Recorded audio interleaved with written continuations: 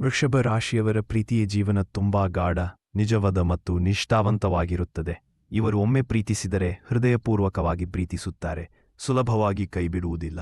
ಪ್ರೀತಿಯಲ್ಲಿ ಸ್ಟೆಬಿಲಿಟಿ, ಭದ್ರತೆ ಮತ್ತು ನಂಬಿಕೆ ಇವರಿಗೆ ಬಹಳ ಮುಖ್ಯ. ಒಂದು ಕತೆ ನೋಡೋಣ.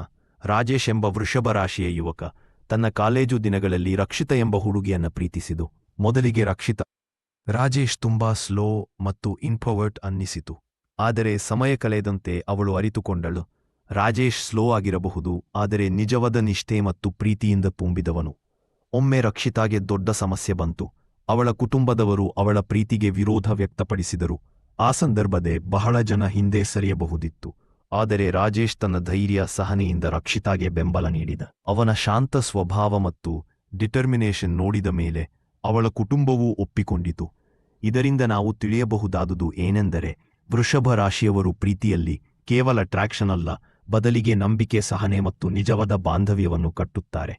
ಇವರ ಸಂಬಂಧ ದೀರ್ಘಕಾಲಿಕ ಮತ್ತು ಬಲವಾಗಿರುತ್ತದೆ.